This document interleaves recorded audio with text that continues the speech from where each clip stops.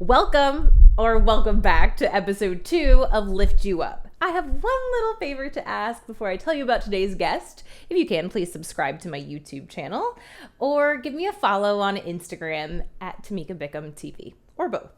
But today I'm so excited to introduce you to today's guest, Vanessa Liebl. If you don't know her, or if you do know her, you definitely know that she is literally one of the sweetest people with such an incredible story that you've ever met. So I'm excited for you to hear her story. Quick highlight, I met her probably maybe about a year ago through the Coral Gables Chamber of Commerce, an event there. And it took me a while to learn a little bit more about her story. She has an incredible business. She's the founder of ChoiceMD, which you're going to hear more about. But it all stemmed from a personal experience after she was diagnosed with MS at the age of 21. Our physical, mental, and emotional health is not just a want, it is a need for happy lives and prosperous businesses. Lift You Up is the podcast where we share inspiring health stories from business owners who are fulfilling their purpose to live their healthiest lives and helping you do the same. From former TV reporter to marketing entrepreneur and content creator, I care about sharing stories that matter and stories that connect us. I'm your host, Tamika Bickham, your health and wellness matchmaker. I'm joined by a beautiful, amazing, inspiring guest, Vanessa Liebl, the founder of ChoiceMD. Vanessa, we were just talking about before this. I don't know so much about you and your personal story. So why don't we start there? I want to learn a little bit more about you and what ultimately led up to you founding ChoiceMD. Yeah, absolutely. So, let me just start from the very beginning. I'm from Houston, so I'm a native Houstonian, and I have two brothers, an older brother and a younger brother. My parents are both Bolivian, so they've moved over to Houston, and that's pretty much been my life. Most of my upbringing has been in Houston. And I got diagnosed with multiple sclerosis when I was 21 years old, or actually that's when the symptoms first started. I was naive to everything. I was perfectly healthy my entire life. And so the night before, actually, I was in martial arts and I had a pretty bad injury. And so the next morning when I woke up and I went to get up out of bed, I fell, collapsed to the ground. I immediately thought it was an injury. I thought, oh, wow, okay, I really hurt my leg, but I didn't think it was that bad. So I didn't say anything, mainly because my mom did not like that I was in martial arts. I had done it for 16 years. And so it was one of those things. She always wanted to protect me. It was her little girl, it's not a girly sport. So I would never tell her about injuries. So I kind of stuffed it in. I didn't say anything. And I had difficulty walking for a good week or so. And I didn't really realize that my legs I did realize it was like pins and needles, but I didn't realize it was both legs. I had only focused on the one leg that I had injured. And I was like, wow, I really hurt myself. I've got these, it felt like it had fallen asleep.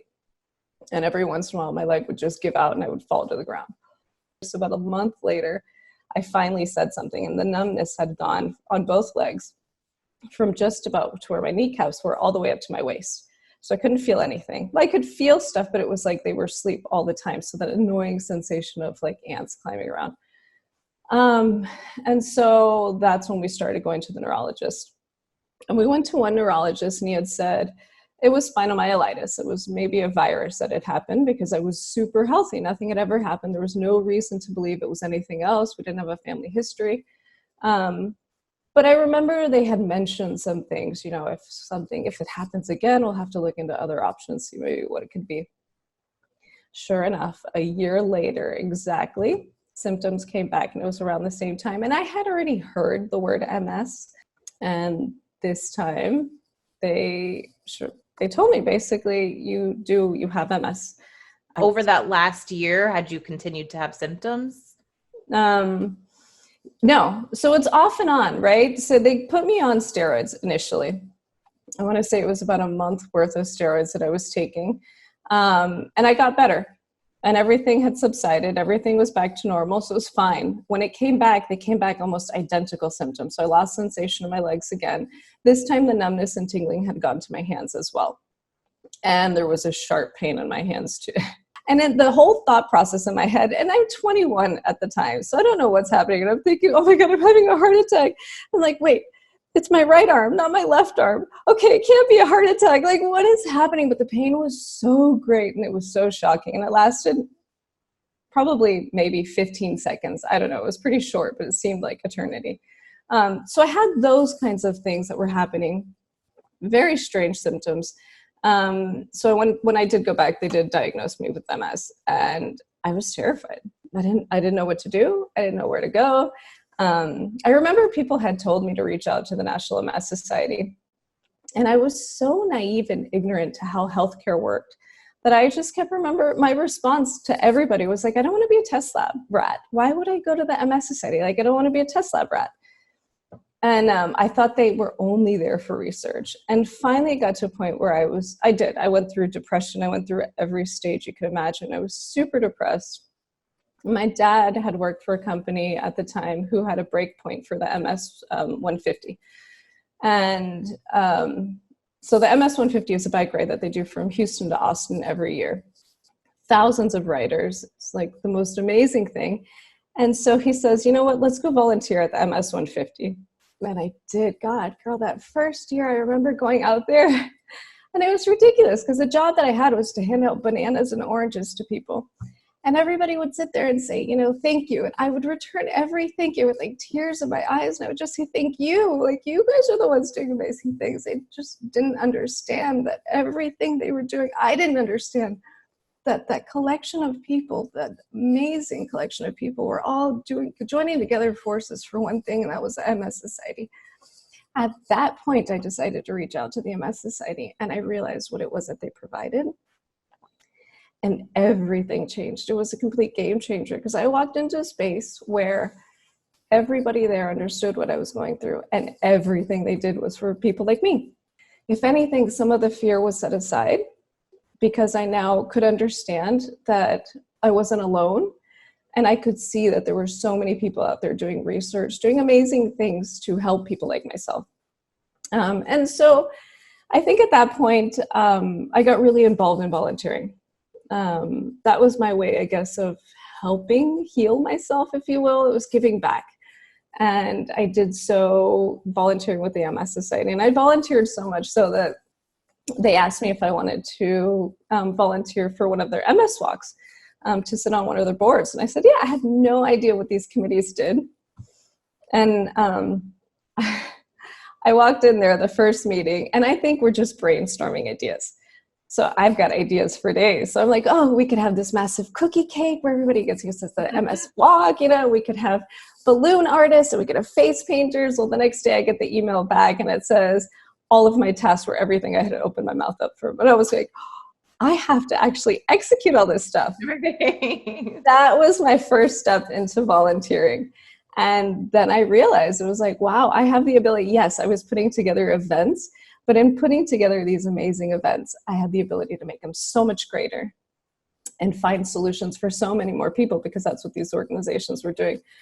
So really, that's where, I guess, MS, my whole journey with MS, and if you wanted to find out a little bit of why volunteerism and everything drives me, it's because of that. It helps me heal, if anything.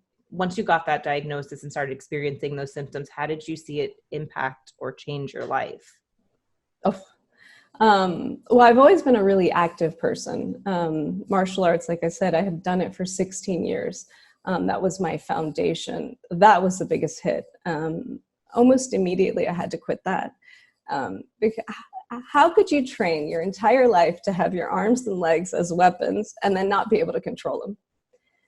So that was like an instant thing. It was like taking a Band-Aid off, and it hurt, and it still hurts, because I loved that sport. Physically, that's been one of the biggest things. Now I have a 5-year-old daughter. The biggest hit is I can't really go outside and play with her, which stinks. So she doesn't play any outdoor sports. Like, she doesn't play soccer. But we do it in short spurts. We spend a lot of time in the pool. As long as I'm cool, then I'm okay. But I live in South Florida, so if I'm in the pool, then I'm okay. Right. So tell me about ChoiceMD, because you are a founder, a business owner. And I want to learn a little bit more about what you do. Okay, absolutely. So ChoiceMD is the solution I found to all of my problems of living with MS for 19 years. I've moved around quite a bit, and every time I move, I have to find different resources. So in finding those resources is the biggest difficulty, right? You have different options. You have your insurance company or you have the internet. And they all have their different issues. So I said, okay, how can I fix some of the issues that exist? And by focusing on micro community, if you will, by focusing on just Miami-Dade, I'm able to provide people with all of the solutions that I needed at the time, right? A directory where at the moment it's very basic, but you will be able to search by insurance carrier, hospital affiliation, by language. So all those things that I wanted, I'll be able to provide to other people. Furthermore, it's like, even though you can go online and you can search for a doctor, I feel like I need more to be able to select them, right? I need a doctor to build rapport before I even walk in. So having the ability to watch a video or pictures of the facility or something, an explanation, a little bit more information provided would be nice. And so we're creating that platform for doctors and medical professionals to be able to provide more than just what's the basic, just a list of what you need.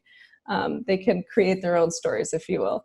To kind of connect with people and build that rapport that they need. The other problem I found is that people don't connect. Like I said before, until I connected with the National MS Society, I was completely lost. I didn't know what I was going up against. I didn't know what my future was going to look like. I didn't know any of the resources that were available. And so that's what I wanted to do, was to be able to connect people to the resources that are available in the community. That's what I've been doing this past year, is making those strategic partnerships with all the nonprofit organizations. And when I say all of them, I want all of the health related ones on our site. I want to be an extension of their services. I want to help them out. Because of the work that I did in volunteerism with the National MS Society, I know how much they depend on volunteers. I know how hard it is. I know what their challenges are. So I also wanted to fix some of their issues. So we're incorporating things. We're talking with the schools to incorporate volunteer options so that we can connect the students to volunteer things, and just a lot of different ways we want to be able to solve the problems that the community is facing, at least in the healthcare space. And then the last part, which is interesting because now I'm married to a neuroscientist at the Mammy Project. And so research and factual news is really big in our house. And it's also really big in the healthcare space. But I have found, obviously, of 19 years of having MS, I get friends and family send me emails almost on a weekly basis of, cures that they found in, Italy, or this is what's working in this country. And none of that is factual. Some of that is, some of it is, some of the information they send is great, but a lot of it isn't. And the thing is that's how people are getting their information. So we wanted to build our health news on factual information. What I would love for it to be, and we're getting there, is where we take publications from PubMed, let's say, and we rewrite them in lay terms so people understand not so much what are your symptoms or what are the medications available, but this is the latest studies and this is what people are finding, because I feel like that's what gives people hope, at least in my case. Knowing what's on the up and coming, what are they working on, that's really what gives me hope. Living with the chronic illness for the rest of my life until a cure is found, hopefully soon. Right. So it sounds like out of the challenges and not knowing where to go that you experienced after your diagnosis, that was kind of the birth of ChoiceMD, so to speak. Can you kind of talk about some of the challenges that people are navigating when they're trying to find that right healthcare provider? I mean, in a lot of cases, people don't even know who they have to see, right? A lot of times you want to go straight to a specialist. I say always start at the most basic point. Go to your primary care physician. That's what they're there for, and they will always direct you. This is what the process is usually looks like, or you should look like, is you'll go to your primary care physician. They'll tell you, if you have another issue, they'll tell you, refer you to a different type of doctor. Usually they have a referral. you as a patient, you have the ability to either go off of that doctor's referral or do your own research and find somebody who you feel comfortable choosing. I like to do my own research. And so that's where, let's say you go to your primary care physician, and then from there, they give you that referral. You don't want to see the person that they're referring to. That's where I want ChoiceMD to step in. And even in finding your primary care physician, you have the ability to look at all the information, and you should be able to, because essentially you're trusting somebody with your health. I've seen so many doctors, and in some instances, maybe I don't see eye to eye with them. Maybe I don't exactly like what they're telling me, or I don't agree with them, or I'm not comfortable with the solutions they're giving me. So that's when you have an option to get a second opinion or a third opinion. But you need that resource. You need something like ChoiceMD to go to every time to see, okay, you know what, this doctor didn't work. Maybe I'll go back and find this doctor. And I find a lot of people are going off of reviews, which in the healthcare space is the wrong thing to do. Reviews are not fair in the healthcare space, and I'll tell you why. They're protected by HIPAA laws. So you don't know if they're factual or they're not factual. The doctor doesn't know if they're factual or they're not factual. It could be a disgruntled ex-girlfriend, I'm just going to throw it out there, that went on there and put a review. They don't know who put the review because of HIPAA laws, and there's no way that they can go on and fix it. So it's not like a restaurant where somebody puts a bad review and they say, I'm so sorry that went that way. Why don't you come back and let me, you'll have a free appetizer on us. There's absolutely nothing the doctor can do, and they can't take it off, because once it's on the internet, it's on the internet. And then furthermore, do you trust somebody that you've never met before with a review of a doctor? Maybe they walked into that doctor's office on a day that the computer system was down. Maybe they had to wait a little bit longer, and they were just angry. So how do you recommend that people do go about finding that specialist or, that healthcare provider that they've been looking for when they don't know where to start? I know you mentioned the primary care, but okay, fine. They get a referral from the primary care, or they're doing their own research online. There's a lot to weed through. There is a lot to weed through. And that's why we're creating this platform. That's exactly why. So that people can go through and they can say, and you can get referrals, right? I've asked friends, do you know somebody? And even if they tell me, it doesn't mean that's going to be my option, but I'll look into them, right? So even if you have different options coming from different people, you can still look into them. Now, what we're trying to do on ChoiceMD is have that doctor speak on there. Have them talk to you. And in that short message, you'll know, okay, maybe I don't like the homeopathic route. Maybe I'd like this route, but you get an idea of what it is the doctors, or even in a brief description of what their ideas are before you even walk into their office.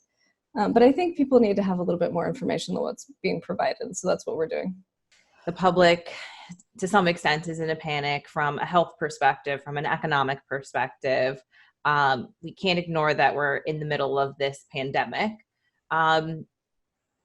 I guess tell me, is there anything that ChoiceMD is doing as far as resources? I know it's so new, and right, new information is coming out every day. I guess tell me how your business or you are approaching the news of all this. COVID-19 is like a terrible thing across the world, and so many companies are being faced with a lot of difficult decisions. And in our case, it's given us the opportunity to demonstrate to the community how important it is to have one resource, one centralized location. So for instance, and this has been overnight, as these pop-up testing centers are coming up, we're entering them into our directories. So you can go in, we have, I think, for South Florida, already 11 centers in there. So you can visit our directories, you'll see those instantly. On social media, that's been blowing up nonstop. So our Instagram page and Facebook and Twitter, all of them, they all have different sets of hints, tips, things that are going on. I'll give you an example for Instagram. We have the hours that elderly people can shop, restaurants that have popped up and turned into grocery stores. I mean, all these tips that people need right now, that's the information that we're putting out. And we finally have the opportunity to be able to show to everybody, this is what you guys need. We're just hoping to connect with everybody right now. In general, and we're seeing this right now with COVID-19, a lot of discussions about staying calm or just reducing your anxiety and staying mentally positive. because ultimately a healthy society is a happier society, is a more prosperous society, right? Like our economy is shutting down because people are not healthy right now. And that is a ripple effect. It's so important to me too, the overall importance of just health in our society and how it impacts everything else. I guess, can you talk about that personally and just like going through what you've gone through with MS, any personal struggles, like keeping that mental positivity and your health like at the forefront, and just how that's impacted your life overall? I was really depressed until I reached out and connected with people. I was lost. I will say this, and connecting with others and getting more information and finding things out, it really sets things at ease. It really kind of calms you. You have to, in times like this, you have to realize and focus on where you're getting your information. If you're watching the news 24/7 and you find yourself stressed out, well, then maybe turn off the reminders on your phone of the articles that are coming out. Maybe don't turn the TV on as much. Kind of calm down. Yes, you still need to be informed, but don't overload. You need to find that headspace where you're comfortable. We're not just, working from home or doing things. We've got so many different hats on. I think I told you this earlier. It's now I'm homeschooling my 5-year-old daughter. I'm still, managing ChoiceMD and all the problems that are coming up with COVID-19 and all the things that we have to adapt our company to, which I'm sure so many entrepreneurs are doing. And then I'm still a mom, right? So I'm still trying to get the meals in place, and how do you manage the groceries, and how do you do this? It's where do you order, and so it's a stressful time. It's a stressful time for everybody. But I think people need to connect. They need to disconnect from the stuff that's stressing them out and connect to the things that really help them out. I like to end with a personal tip from you, like a health and wellness tip that's, I don't know, maybe your mantra that you would just, aside from anything that's going on specifically right now, just that you live by or you would give to others to live by. To be honest with you, and this is health related in my case, so although it won't sound health related, but whatever you put your mind to, you can achieve it. There have been times, and I'll tell you why it's health related, where I lost the ability to walk. I regained that ability to walk because I had my mind set on it and I wasn't going to give up. I formed new neuronal connections. There's ways that can happen, but in not giving up and believing in yourself and doing those things, that's how you can stay healthy. I think that's how I've stayed healthy, is just believing in yourself. Thank you, Vanessa. Your story has been absolutely inspiring. I know people want to learn more about you and ChoiceMD, so tell them where they can find you, learn more, social media, website, all of the good stuff. Yes, absolutely. Thank you so much, Tamika, for having me. I really enjoyed it. And you guys can find us at choicemd.com. And on Instagram, it's choicemd.miami. And Facebook and Twitter, it's at ChoiceMD. Awesome. Yeah. All right. Well, thank you, and stay safe, stay healthy, stay positive, as I know you always are. So thank you. You too, girl. Stay safe. I hope you enjoyed my conversation with Vanessa as much as I did. Her soul and her warm nature really just shines through in everything that she does. So please go ahead, connect with her, find more about her below in the show notes. And if you like this episode, I would be so honored if you would write me a review wherever it is that you listen to podcasts. And also don't forget to subscribe to my YouTube or give me a follow on Instagram at Tamika Bickham TV. Until next time.